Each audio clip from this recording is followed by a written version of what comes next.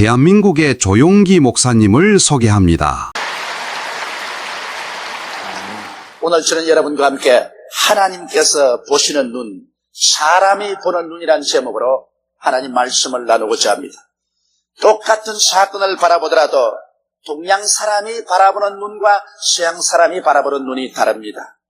똑같은 동양 사람이라도 한국 사람이 보는 눈과 중국 사람이 보는 눈과 일본 사람이 보는 눈이 다릅니다. 그 이유는 그들이 속한 역사, 문화 및 이해관계가 다르기 때문인 것입니다. 하물며 사물을 바라보는데 하나님이 보시는 시각과 우리 사람들이 보는 눈이 천양지 차가 있을 것은 당연한 이치인 것입니다. 인간은 이 세상에 살면서 좋은 일은 좋다고 할렐루야를 하고 웃습니다. 나쁜 일이 다가오면 나쁘다고 가슴을 치고 통곡을 하고 탄식을 하는 것입니다. 그러나 하나님께서는 그렇지 않습니다. 하나님께서는 좋은 일도 좋아하시지만은 하나님을 사랑하는 자, 곧 그 뜻대로 부르심을 입은 자들에게는 모든 것이 합력하여 종국적으로 가시는 선을 이룬다고 말씀을 하시는 것입니다. 그러므로 인간이 가슴을 치고 통곡을 하고 울 때도 하나님께서는 웃으십니다. 왜냐하면 결국에 가시는 합동하여 선을 이루게 될 것이라고 하나님은 보시고 계시기 때문인 것입니다. 그러므로 이와 같은 하나님의 깊은 진리를 요셉의 일대기를 통하여 우리는 살펴보고자 하는 것입니다. 야곱의 12아들 중 요셉은 11째 아들입니다. 요셉은 그 인물이 준수하고 행실이 방정하여 아버님의 사랑을 독차지했고 또한 오직 요셉이 12형제 중에 신앙이 가장 독실했습니다. 그래서 그는 가끔 하나님께 주시는 계시의 꿈을 꾸은 형들에게 보였습니다. 그가 하루 말하기를 형들이여 내 말 들으소서. 내가 꿈을 꾸었는데 형들과 내가 밭에 추수를 하러 갔는데 내 추수단은 서고 11단이 나를 둘러싸더니만 내 단을 향하여 절을 하더이다. 형들이 그 말을 듣고 아예 분도 막심했습니다. 저런 고약한 놈이 있나? 그래 네가 우리의 임금이 되고 우리가 전부 다 너에게 송축하여 절할 것이라고 하느냐? 형들이 기분이 좋지 않았습니다. 그런데 요셉이 또 한 번 꿈을 꾸고 아버님과 형들이 다 있는 앞에서 말을 했습니다. 형들이여 내 꿈을 또 들으소서. 내가 간밤에 꿈을 이루는데 보니까 하늘에 해와 달과 11별이 줄을 서서 나를 보고 절하더이다. 이제는 형들은 인내의 한계가 넘었습니다. 분노가 폭발해서 책상을 치고 발을 구르고 고함을 쳤습니다. 이놈이 도대체 우리의 임금이 되려는 말인가? 이런 법이 어디냐? 아버지는 형들의 분노를 가라앉히기 위해서 요셉 보고 꾸짖었습니다. 요셉아, 무슨 그런 고향 꿈이느냐? 그래, 너희 어머니와 너희 아버지와 형들이 다 너에게 와서 절하게 저런 말이냐? 그러면서도 아버지는 그 꿈을 마음속에 깊이 간직하고 있었습니다. 그러나 그 결과로 형들에게 몹시 질시와 미움을 받게 된 것입니다. 그런데 이제 요셉의 생애 속에 큰 시련이 다가오게 된 것입니다. 여기에서 사람이 보는 눈과 하나님이 보시는 시각이 얼마나 차이가 있다는 사실을 우리는 볼 수 있는 것입니다. 첫째로 요셉의 제1차 시련이 시작된 것입니다. 하루 아버지께서 요셉을 부르시더니 요셉아, 이 옷을 입어라. 아버지가 만든 채색 옷을 입혔습니다. 아버지는 요셉을 사랑하기 때문에 요셉에게 특별히 좋은 옷을 지어 입혔었습니다. 그리고 형들을 위해서 음식을 장만하여 이것을 들고 목축을 하는 형들을 찾아가서 아버지 안부로 전하고 형들이 무사한지 알아보고 이 음식을 대접하고 돌아오더라. 이래서 요셉은 아버지의 명령을 준행하기 위해서 그런 채색 옷을 입고 아버지가 준비한 음식을 가지고 형들을 찾아 들러 나갔습니다.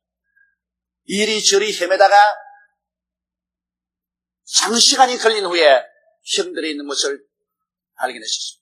형들이 보니까 여기에 요셉이 채색 옷을 입고 음식을 가지고 오는지라 그들이 이 눈에 쓴 말이 자, 저 꿈쟁이가 온다.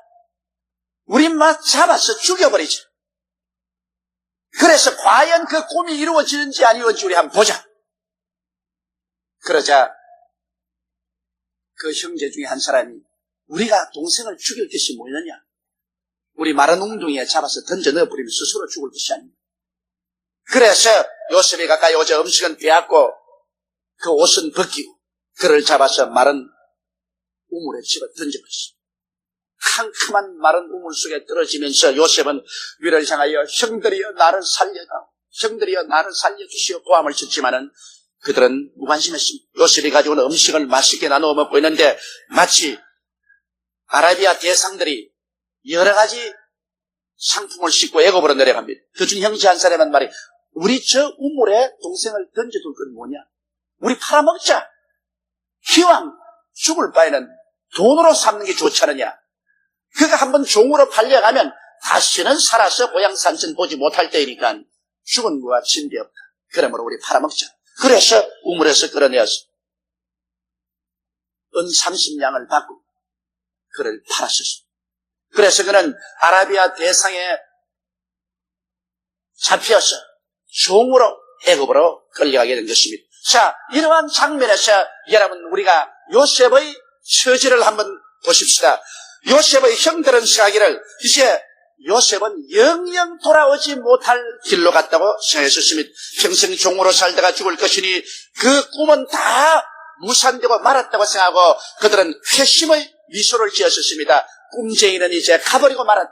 꿈은 영영 이루어지지 아니할 것이다.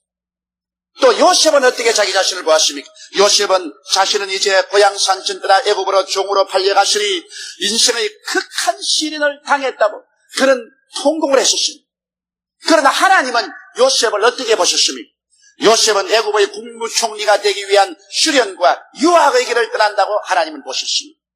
보는 시각이 얼마나 다릅니까? 요셉의 형들은 요셉을 제거했다고 생각하고 요셉은 절망으로 세는데 하나님은 요셉이 국무총리가 되기 위한 수련의 길로서 애굽으로 유학을 떠나는데 금이를 입고 떠났으면 좋겠는데 그렇지 않고 종으로 유학을 가는 것이 안 됐기는 하지만은 그러나 하나님께서는 그 길을 통해서 요셉을 유학으로 보낸 것입니다. 하나님께서는 인간의 생각을 오히려 하나님의 선으로 바꾸시는 역사를 베푸시는 것입니다. 형들은 비웃고 요셉은 울었으나 하나님은 즐거워서 웃으신 것입니다. 여기에서 우리는 인생을 살아가면서 하나님이 보는 관점과 인생이 보는 관점을 분명히 깨달아 알아야 되는 것입니다. 하나님께서는 요셉이 종으로 팔려가는 것은 애굽의 국무총리가 되기 위한 수련을 하기 위한 유학의 길을 떠난다고 보았습니다. 둘째로 요셉의 제2차 시련이 또 시작됐습니다. 요셉은 애굽에 건너가서 애굽의 왕궁에서 일하는 시위대장 보디발의 집에 제일 말째 종으로 들어갔습니다. 옛날에 종의 생활에는 짐승의 생활보다 못합니다. 겨우 이식주 문제나 해결하고 난 다음에는 짐승처럼 호되게 부립니다. 종은 아무리 죽여도 그것은 살인죄에 해당되지 않습니다. 이러한 고대한 시련과 환난 가운데서 요셉은 보디발의 집에 종사를 서했습니다. 아버지 집에 있을 때 그렇게 사랑을 받고 음식을 부리면서 자란 그가 순식간에 운명이 달라져서 이 거대한 고난에 부딪히게 된 것입니다. 하나님께서는 여러분 우리의 신앙은 고난을 통하여 뼈가 자라게 만들어 주시는 것입니다. 우리 신앙은 응석바지를 통해서 자라지 않습니다. 신앙은 억센 고난을 통해서 신앙의 뼈대가 구부러지는 것입니다. 이렇기 때문에 하나님께서 요셉을 미워해서 그렇게 한 것은 아닙니다. 요셉을 애굽의 국무총리로 삼고 전 이스라엘을 구출하기 위해서는 억센 믿음의 소유자가 되어야 되는데 그 억센 믿음은 심한 고난을 통해서만이 이룰 수 있기 때문인 것입니다. 절대로 평안한 환경 가운데서 억센 믿음은 자라나지 않은 것입니다. 그러나 그 고난 중에도 하나님이 요셉과 같이 계심으로 요셉은 점점 하는 일마다 일을 잘했습니다. 이래서 주인 보디발이 보니까 무슨 일인지 요셉에게 시키기만 하면 일이 척척 잘 이루어지므로 주인이 요셉을 점점 높여서 세월이 흘러가자 요셉은 그 가정의 총무가 되었습니다. 그 가정의 모든 종들 다 거느리고 그 이식주 문제를 다 해결합니다. 그 주인이 하는 말이 너는 이 가정의 총무라. 이 가정의 모든 일은 내가 네게 다 맡겨. 오직 내 아내에게만 손대지 마라. 그렇게 했었습니다. 그랬는데 요셉이 그 가정 총무로서 일을 잘 처리하고 또 요셉은 히브리 사람이라 얼굴 색깔이 희고 키가 크고 용모가 준수하고 아름다운지라 보디발의 아내가 요셉을 끊임없이 연모해서 요셉을 유혹했었습니다. 자기 남편보다 비교하고 보면 말이 아니거든. 자기 남편은 애굽 사람이라 키도 그렇게 크지 않고 얼굴도 새카맣고 이러니까 그래서 그 부인이 계속해서 요셉을 유혹하나 요셉은 단호하게 유혹을 뿌리치고 그는 정의했었습니다. 나는 올바르게 살아야 되고 정의롭게 비록 종으로 살지만은 하나님 앞에 올바르게 살아야 한다. 그 결심이 쓴 사람이었습니다. 그런데 하루는 그가 안채에 일이 있어서 종들은 다 밭에 일하고 없는데 안채 일 보러 들어가다가 보디발의 아내에게 잡혔습니다. 지금 종들도 없고 남편은 출근하고 없으니 자, 나하고 서로 연애하자. 나하고 서로 사랑하자. 자, 요셉이 딱 잡혔습니다. 그 요셉이 이러지 마십시오. 당신 남편이 이 가정의 모든 일은 내게 다 맡겼으나 당신은 내게 맡기지 않는다. 당신에게는 손대지 말아버려. 그러므로 나는 하나님 앞과 당신 남편 앞에 이 큰 죄를 지을 수가 없다. 그러므로 이렇게 하지 마라. 그래도 막무가내입니다. 그래서 요셉이 뿌리치고 달아나는데 그만 힘차게 잡은 웃옷이 벗겨져 가지고서 부인 손에 딱 잡혔다. 이제는 박살나게 된 것입니다. 요셉은 도망은 쳤는데 부인이 이 요셉의 웃옷을 들고서 사랑이 변하면 무서운 복수로 전환되는 거죠. 입에 거품을 물고 코암을 치고 뛰고 뿔리면서 남편이 데리고 온 히브리 종이 사람이 없는 틈을 통해서 나를 극간하려고 왔다가 내가 고함치니 이 웃옷을 버려놓고 도망을 쳤다. 이 웃옷을 보라고 흔들어 제낍니다.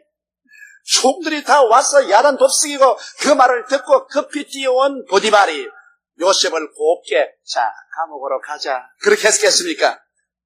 자기 아내가 급간당하려다가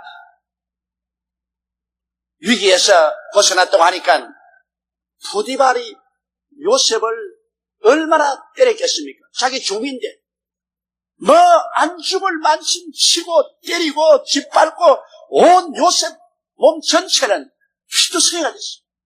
요셉은 운명의 거센 시련에 대한 절망했습니다. 내 운명이 이렇게 기구할 줄 몰랐습니다. 형들에게 종으로 팔렸지. 종으로 이제 살만하니까 이런 억울한 누명을 덮어쓰고 하늘을 두고 변명할 수 없고 땅을 두고 해석할 수 없는 기막힌 사연에 처해서 이 시위대 감방에 들어갔으니 내 운명과 팔자가 이렇게 기구할 수 있을까? 그런 통곡에 있었습니다.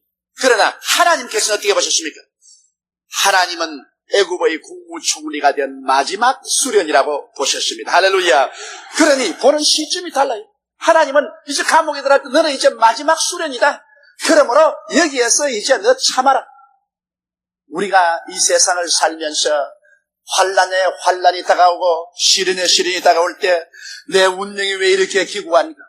나는 왜 이렇게 고난에 고난을 겪어야만 하는가? 탄식할 때가 많이 있을 것입니다. 그러나 여러분, 우리 예수 그리스도를 구주로 믿고 하나님을 섬기면서 정의롭게 살려고 하는 사람들은 그러한 모든 과정이 우연히 다가오는 것이 아니라 원수는 우리를 죽이려고 그런 계획을 했지만은 하나님 원수보다 위에 계셔서 그를 통하여 여러분과 저를 수련하기 위해서 역사하고 계신 것입니다. 이 하나님의 수련을 받아야 우리들은 하나님께서 원하시는 훌륭한 그릇이 되는 것입니다. 셋째로 제 3차 요셉의 시련을 보십시오. 요셉이 이제 시위대 감방에 갇혀서 기약이 없는 감옥 생활을 합니다. 그런데 하루 우연히 그물이 감방에 들어왔습니다. 애굽의 바로왕의 술장관과 떡장관이 모함을 하다가 잡혀서 감옥에 들어왔는데 이 두 사람을 요셉이 섬겼습니다. 요셉이 감옥에서도 일을 하는데 하도 일을 잘한지라 그만 전옥이 감옥 열쇠조차 요셉에게 다 맡겨버렸습니다. 요셉은 감방 일체를 돌보고 이러는데 여기에 떡장관과 술장관을 모시기 위해서 아침에 되니까 둘이 수심이 가득합니다. 그래, 왜 수심이 가득합니까? 꿈을 꾸었는데 몽주가 이상해서 괴로워서 그렇다. 그럼 꿈을 한번 이야기해 보십시오. 술장관이 한 말이 내가 보니 포도나무가 자라더니 가지가 3개가 나오는데 그게 포도가 줄줄 있는지라 내가 바로의 잔을 가지고서 그 포도를 짜서 바로에게 드려요. 그 꿈 좋은 꿈입니다. 사흘 후면 이 3가지는 사흘을 말하니 사흘 후면 바로가 당신의 지위를 다시 복구시켜 주었어요. 당신이 바로의 잔을 들고서 포도즙을 짜서 바로에게 또 바칠 수 있게 됩니다. 그래서 떡장관이 가만히 들으니까 몽주가 좋거든. 여보, 내 꿈도 좀 해석해 줘. 꿈이 어떻습니까? 나는 바로가 잡수시는 여러 가지 음식을 3바구니에 가득히 담아서 머리에 이고 있는데 먹어야 될 바로가 먹지 않고 새들이 날라와서 그걸 찍어 먹더라. 하하. 요셉이 힘을 삼키고 안 됐습니다만 3광절에서 3일을 말합니다. 그런데 그 떡을 잔뜩 만들어서 바로가 잡수해야 되겠는데 새들이 먹는다는 것은 당신의 머리가 사흘 만에 베어질 것이고 공중에 매달아 놓으면 새들이 와서 당신의 머리에 고기를 뜯어먹을 것입니다. 절망적인 말입니다. 그러면서 요셉이 말을 했습니다. 술장관 보고 당신이 득이하거든 나를 기억하소서. 나는 히브리 종인데 죄 없이 곳에 와서 죽어가니 날 좀 돌봐주소. 아, 술장관이야. 내가 득이만 하면 자네 돌봐주지. 이런 은혜를 내가 갚지 않겠나? 그런데 아닌 게 아니라 사흘날 되니까 바로의 생일이라 바로가 술장관은 복직을 시키고 떡장관은 말한 대로 목을 베어서 달아버리고 말한 것입니다. 그리고 난 다음에 이제 요셉은 술장관이 덕이었기 때문에 하마나 자기 말을 해서 자기를 구제해 줄 줄 알았는데 하루가 지나고 이틀이 지나고 열흘이 지나고 한 달이 지나고 12달이 지나도 소식이 없습니다. 술장관에게 부탁한 지 무려 2년의 세월이 지나가니 요셉은 거기에서 완전히 절망해버렸습니다. 나는 이제 끝장났다. 이제 나를 돌봐주는 사람은 아무도 없다. 그는 스스로 이제는 자기는 희망이 없다고 생각한 것입니다. 그런데 오늘 네 번째 말하고 싶은 것은 고난의 길이 영광의 길이라는 것입니다. 때가 참에 하나님께서 이제는 그 모든 고난을 영광으로 변화시킬 때가 온 것입니다. 하나님께서 바로 왕에게 꿈을 준 것입니다. 바로가 꿈을 꾸었는데 그 꿈에 보니까 굉장히 살찐소 7마리가 나일 하우스에서 나와서 풀을 먹는데 그 뒤에 흉악하게 여윈 암소 7마리가 와서 풀을 먹는 게 아니라 살찐 암소를 다 잡아먹고도 그대로 흉악하게 돼 있어요. 그 괴이하다 하고서 다시 잠이 들었는데 그 다음 꿈에 또 보니까 아주 충실한 이삭이 피어서 탐스럽게 곡식이 연들었는데 그 다음 곧장 또 7 이삭이 돋았는데 동풍에 불려서 쭉적한 이삭이 살찐 이삭 7개를 잡아먹고도 그대로 쭉적하게 있습니다. 왕이 잠을 깨고 이거 좋지 않은 몽조라고 생각하고 모든 애굽의 술사를 불러서 물어도 뜻을 몰라. 그러자 술장관이 왕이여 내가 2년 전에 왕에게 진노를 사서 시위대 감옥에 들어있을 때 크기에 꿈을 기막히게 해석하는 히브리 청년이 있습니다. 그 사람이 꿈을 해석한 그대로 내게도 되고 떡장관에 되는데 그 사람 좀 불러오면 어떠십니까? 왕이 불러내라. 아, 갑자기 왕궁에서 사람이 당도했다더니만 면도칼을 가지고 와서 수염이 이런 요셉 수염을 갖고 머리 이발을 해주고 목욕을 시키고 옷을 새로 갈아입히고 도대체 어떻게 이런 일이 생기느냐. 지구멍에도 빛 들 날이 있다고 하는데 이거 과연 빛이 들려느냐. 굉장한 일이 생겼습니다. 그래서 술을 태워서 나타난 것이 임금 앞입니다. 임금님이 요셉에게 자기의 꿈을 말하며 요셉의 말이 꿈의 해석은 하나님 계십니다. 임금님이여 이 꿈은 2번 꾸었는데 한 가지 사실을 말합니다. 이 애굽에 7년 풍년이 들어와서 굉장히 풍년이 오고 난 다음 연이어 7년 흉년이 올 것인데 얼마나 그 흉년이 거센지 앞에 7년 풍년은 온데간데 없이 사라질 것입니다. 그러므로 이 흉년에서 이 백성을 구원하기 위해서 당신은 지혜있고 똑똑한 장관을 세워서 풍년 동안에 온 애국 전국에 모든 풍부한 곡식의 5분지를 거두어서 창고에 모아놓으십시오. 그랬다가 흉년이 되면 그것을 풀어서 모든 백성에게 팔면 이 나라를 멸망해서 구출할 수 있으리이다. 애굽의 바로왕이 무릎을 탁 치면서 세상에 이렇게 지혜있고 총명한 사람이 어디 있니? 하나님의 신이 같이 할 바니라 이 문제를 어떻게 해결할까지 대책까지 다 아는 이런 사람을 우리가 어디서 구할 수 있으랴. 왕이 당장 자기 반지를 뽑아서 그에 끼우면서 하는 말이 뭐냐면 너는 이 나라의 국무총리라. 나는 너보다 보좌 하나만 높을 것이요 모든 사람이 너 명령에 복종할 것이라. 그래서 요셉이 나가자 보디발 시위대장이 엎드리라. 자기를 감옥에 갇힌 보디발 시위대장으로부터 시작해서 요셉 앞에 엎드리고 눈물이 변하여 기쁨이 되고 절망이 변하여 소망이 되고 처참한 지경에서 그는 애굽의 국무총리를까지 올라가게 된 것입니다. 그래서 그는 고난의 길이 천국에 가시는 말로 형용할 수 없는 영광의 길이 되었다는 것을 체험했습니다. 겨우에 애굽의 풍년이 과연 다가왔고 그 다음에는 7년 중년이 다가올 때 모래알같이 많이 모아놓은 곡식을 요셉이 풀어먹이며 온 이방에서까지라도 곡식을 사러오는데 그때 자기의 11 형제가 곡식을 사러 와서 자기 동생이 국무총리가 된 줄 모르고 그 앞에 엎드려서 절을 했던 것입니다. 곡식을 사달라고 꿈 그대로 되었던 것입니다. 여러분, 오늘날 우리가 이 세상에 살면서 우리 원수들이 우리를 보는 시각으로 살아서는 안 됩니다. 우리 자신이 우리의 운명과 환경을 보고 너무 가과되게서 절망하고 낙심해서는 안 됩니다. 우리가 우리의 운명적인 시각을 바라보게 될 때 우리 스스로 볼 때 어떻게 부정적이 보일지라도 우리는 하나님 말씀으로 사물을 보고 그대로 우리는 생각해야 되는 것입니다. 하나님 말씀은 우리에게 뭐라고 말합니까? 하나님을 사랑하는 자, 곧 그 뜻대로 부르심을 입은 자들에게는 모든 것이 합력하여 선을 이룬다고 말한 것입니다. 모든 것이라는 것은 좋은 일도 있고 나쁜 일도 있습니다. 부유할 때도 있고 가난할 때도 있습니다. 일이 잘 될 때도 있고 못 될 때도 있습니다. 사랑받을 때도 있고 미움받을 때도 있습니다. 인정받을 때도 있고 배반받을 때도 있습니다. 모든 것이 하나님께서는 합리하여 선을 이루도록 역사하여 주시는 것입니다. 그러므로 과정을 생각하지 말고 결과를 생각하십시오. 하나님을 모시고 결과로 모든 것이 선이 될 것이니 우리는 인내하고 참으면서 요셉이 시련의 과정을 통해서 위대한 하나님의 선의 결과에 도착한 것처럼 여러분의 삶에서도 이와 같은 선의 열매가 다 맺게 되시기를 주님 이름으로 축원합니다. 우리 다 같이 고개 숙여 기도드리겠습니다. 사랑이 많으시고 거룩하신 우리 아버지 하나님, 우리는 보통 사람과 다릅니다. 이 세상에서 하나님의 택함을 받고 부름을 받아 하나님 백성이 되고 하나님의 성령이 우리 속에 와 계시며 하나님이 우리 일생을 계획해 놓으시고 하나님은 성령께서 우리를 손잡고 하나님의 정하신 그 길로 이끌어가고 있음을 우리는 알고 있사옵니다. 우리는 눈이 있어도 보지 못하고 귀가 있어도 듣지 못하고 마음으로 깨닫지 못하지만은 하나님은 자기를 사랑한 자를 위해서 모든 것을 다 예비해 놓으셨습니다. 하나님 우리 아버지여, 그러므로 오늘 이 시간에 요셉의 생애를 통해서 펼쳐진 파란만장한 생애 가운데 원수가 보는 눈과 자기 자신이 보는 눈과 하나님이 보시는 눈이 다르다는 것을 알고 하나님의 시각에 입각해서 우리들은 우리의 사물을 보게 도와주시옵소서.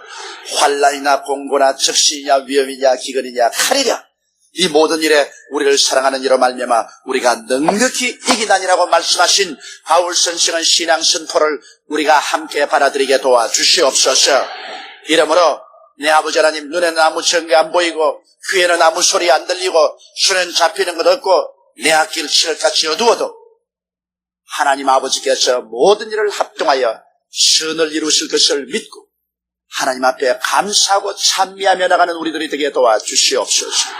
어둡고 캄캄한 밤에 찬양을 부를 수 있는 우리들이 되게 도와주시옵소서. 우리 주 예수님 이름으로 기도드리옵나이다. 아멘. 할렐루야. 아멘. 목사님 감사합니다. 구독과 좋아요는 제작하는 데 힘이 됩니다. 감사합니다.